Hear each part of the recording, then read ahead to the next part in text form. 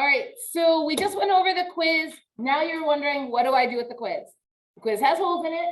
If you have a binder, I highly recommend putting this in your binder and keeping it until at least we're done with this chapter. Because we're gonna have a test, probably the middle of next week, we'll be done with chapter 1. And you're gonna wanna have some examples of what's gonna be on the test. You may have noticed that some of these questions were very similar to ones we'd already done. And that's because I can only ask questions about the same stuff so many ways. Like I can only ask these questions so many different ways. So there's a big possibility that some of these questions might come up word for word on the test you're gonna have next week. So I highly recommend just keeping these somewhere handy where you can look back at them. What do I recommend doing? Covering up the answers and seeing if you can get them right next time. That's how I would use this to study next week. All right, that's that. Then I asked you to open up your packet and we have to go over your homework first. So your homework was on pages 13 and 14. You'll be okay. Hey, if I asked you what was the theme of this homework? What was like? Density. Okay, so density was definitely the theme. And what about density was like the going theme here? Density. Read the first question, see if that'll give you a good idea about what the theme of this homework was. When you cut a block in half, or when you cut it up, or you break it into pieces, what happens to the density? Density does not change. I think you should go ahead and put that just like I just did in the packet. That was the theme of pages 13 and 14's homework, was that density doesn't change. What do I mean? For example, this first, if a wooden block were cut into 8 identical pieces, the density of each piece compared to the density of the original block would be the same, because when you cut a piece of something up, density doesn't change. So then how about this? Under the same conditions of temperature and pressure, 3 different samples of the same uniform substance. What does that mean, same uniform substance? The same thing, yeah, its density is the same then. So what would be the same? Again, the density. Could be a different size, could be a different shape or a different mass, but each piece will have the same density. Ooh, who struggled on the back here? No?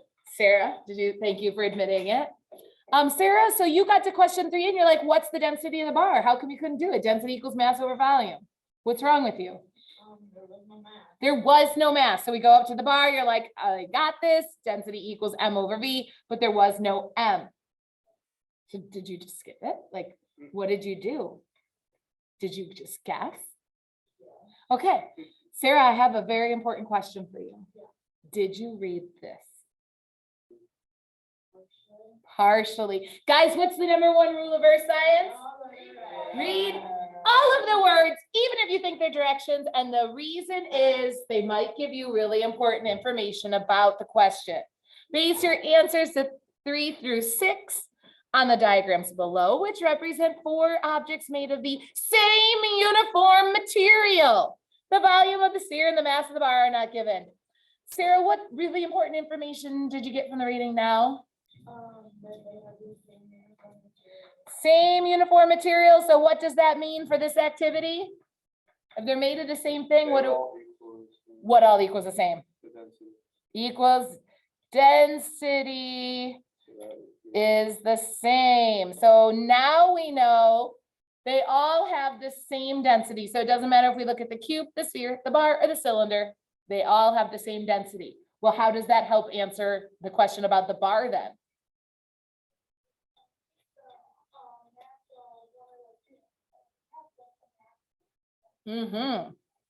So for example, the cylinder, we have the mass and the volume. So we could do the density of that one. D equals M over V. So 60 divided by 20. You can use a calculator, and guys, 30. No. That is exactly why I say, guys, don't trust your brain in this class because you get it. Like you just did it really quick. But I really don't want you guys to screw up simple math. So use a calculator. So they're always going to be up here. You're always welcome to grab one anytime. Don't have to ask. And most of you have a calculator on your phone. So doing this for homework, you can use that. Or technically there's one on your laptop. So I know you all have a calculator.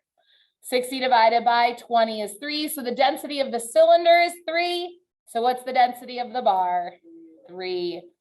Now, because they're made of the same uniform material, which graph shows the density of each one then?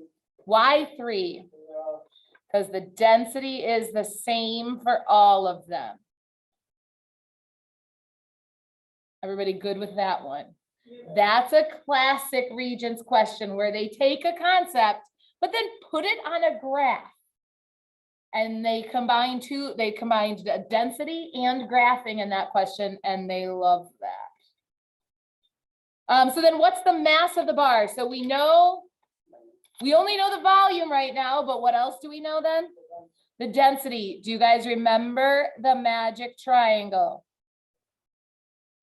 What goes on top?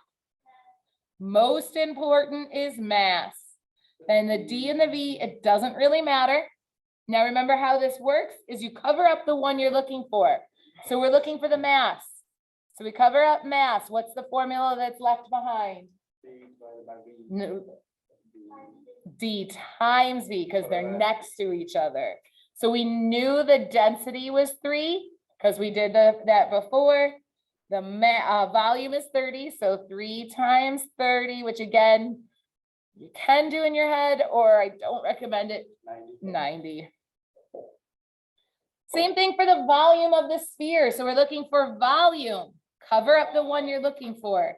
V equals M over D. And the M is 75. We already did the D is 3. And yes, that gives us 25. And the last two, when an unknown sample has a density of 6 grams per cubic centimeter, if the sample were cut in half, each half would have a density of 6. Because why? Density stays the same when you cut something up. Doesn't matter how big, any piece of the same material will have the same density. And speaking of, the original sample of A is cut into several pieces. When compared with the density of the original sample, the density of each piece will be the same. So again, guys, what is the moral of this lesson? When does density stay the same? Always.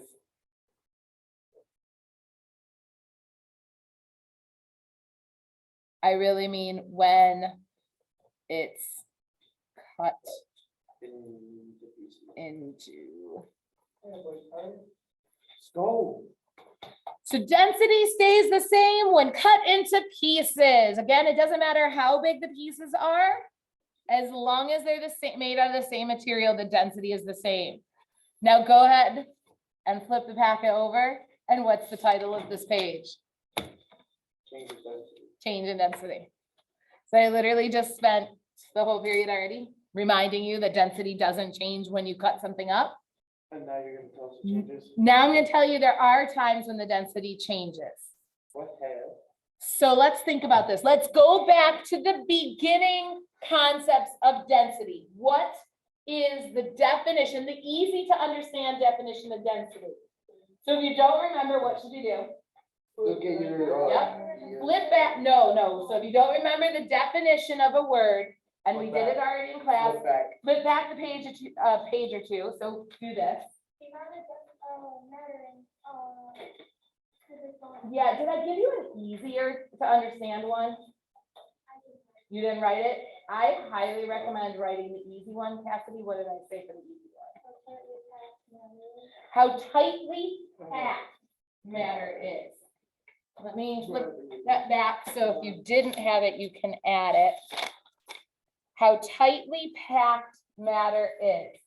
So it's really saying how much stuff is jammed in one space. So let's say you guys are matter. And right now you're in my classroom. Are you very tightly packed right now? No. No, there's plenty of room around you, right? What's one thing I could do to you to make you more tightly packed? I'd make you sit next to each other. No, you're not sitting next to Carter. Let's, Can we be tightly packed? no, that sounds like a nightmare. How about this? If I handed you a pile of snow, what could you do to that snow? Make it into a snowball? Okay, so let's start. So let me finish my sentence and then yes, you guys are all right. What could I do with a pile of snow to make it more dense? Cassidy? I love charades. I can always tell when you guys understand because all Cassidy was doing was this. And I knew she was making a snowball. Okay, you guys ever made a snowball? Yeah. Okay, what are you doing? You're taking snow and you're packing it tighter. Isn't that by definition, the definition of density? How tightly packed it is?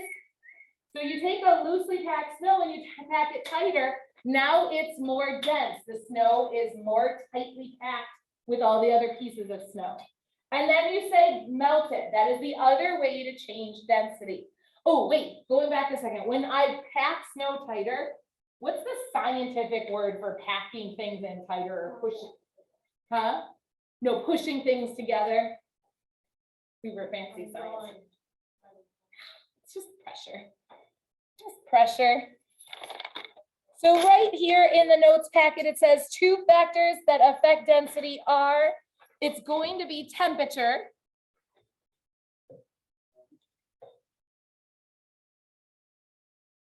And the second one is going to be pressure. So the temperature and the pressure are the 2 ways to change the density of any substance. We're going to start with temperature. The first sentence is already there, and I want to make sure you understand this. So temperature, as temperature increases, molecules begin to move apart, which is a fancy word, or the fancy word for that is expand, which means the volume increases. So I want to go back and talk about you guys right now. So right now you are in one specific volume. You're all sitting here in this classroom and you're not very close together. Now imagine, and this is all hypothetical, that I turn the temperature of this classroom down to 20 degrees. That's pretty cold, right? Yeah. That's below freezing. Yeah. I don't let you go to your lockers and get a hoodie or a jacket or anything. And you have no other choice. What will you do to stay warm? Body heat. Body heat. What do we have to do? Get close together. We all have to get together. Now, again, this is hypothetical. We are not doing this. I do not want to cuddle with any of you. Don't make that weird, by the way. That was not meant in a weird way. I just mean, I don't want to be near anyone, let alone a group of 10th graders. Okay? Again, I still like my kids. I just don't want to be touching you. And again, don't make that weird. Anyway, moving on. If it was cold in here, or if we were outside and we had to survive, you would all get jammed close together. We would use each other's body heat to stay warm. So anytime, and molecules work the same way. If it's cold, the molecules inside the substance will all huddle together to stay warm. So then on a hot, sweaty day, what will you do to stay as cool as possible? You're gonna spread out as much as possible because you don't want that hot, sticky body next to you touching you. Molecules do the same thing. If they're hot, they spread as far apart as possible so they don't touch the hot, sweaty molecules next to them. So when something's cold, it shrinks. And when it's warm, it expands. Okay? That is a concept you must remember. And it is said, I say that here. So when it's hot, they move apart. So warm air, do you guys know what warm air does? Where's it go? Warm air, charades for the win again. Warm air rises. You guys knew that, right? Okay, smoke goes up, hot air balloons go up. The top bunk of a bed is hotter than the lower bunk usually. So warm air rises, so you already knew that, but do you know why warm air rises? It's less dense. So it's less dense, again, because anytime something warms up, it's gonna spread apart, so it's not touching its sweaty neighbors. And just like when you put stuff in water, the more dense stuff sinks, the less dense stuff floats. So the same is true in air. The less dense air is near the top, the most dense air is near the bottom. And the best example of this, I think the best example of this is a hot air balloon.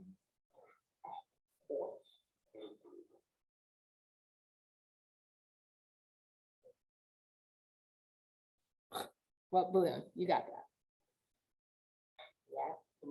Yeah, I struggled with balloon there. So we got to talk about the relationship. We've been talking about relationships in on graphs. We did that. This stuff that we were doing. We're going to do the same thing here. So what? Let's talk about it. As temperature increases, as temp increases, so when we warm something up, what happens to density? According to what we just talked about, when you are, when you're warm, you spread out so that you're not as tightly packed. So when temperature increases, density decreases.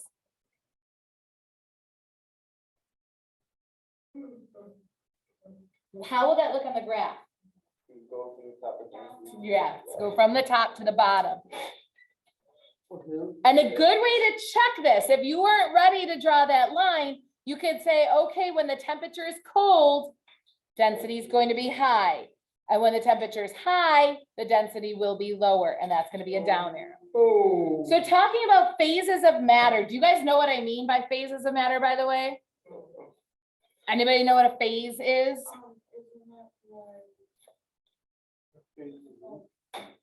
Don't over. So it looks like we need to add that right here. I'm gonna put in parentheses. All I'm talking about is solid, liquid, and gas. Those are the three phases of matter. Most of us did know that. You just didn't know like the vocab word. So by the way, most materials are the greatest density as, what do you think? Use this concept.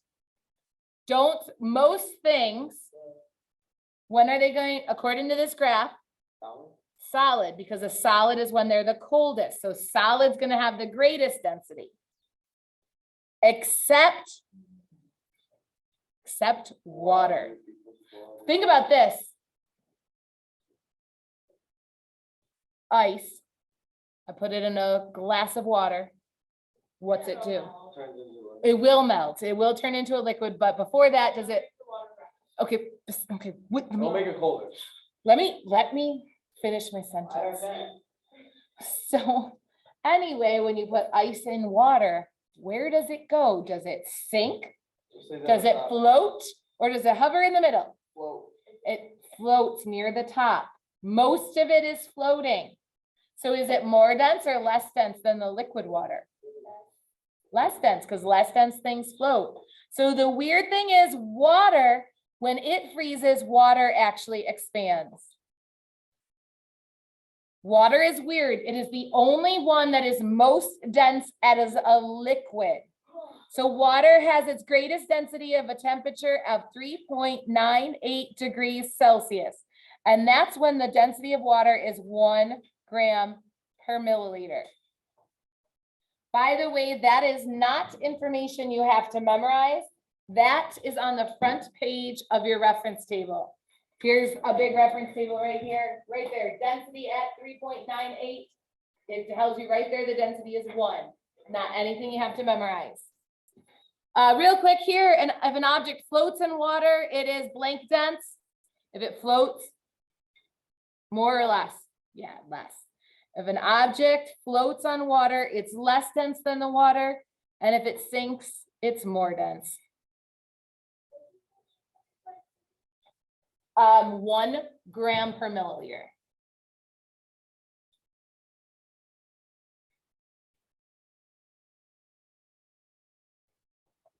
All right, and then we'll just talk about pressure. So when I put pressure on something, do the molecules become more tightly packed or less tightly packed?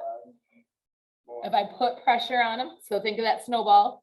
When I push on the More. snowball, the snow gets more tightly packed. So that says as pressure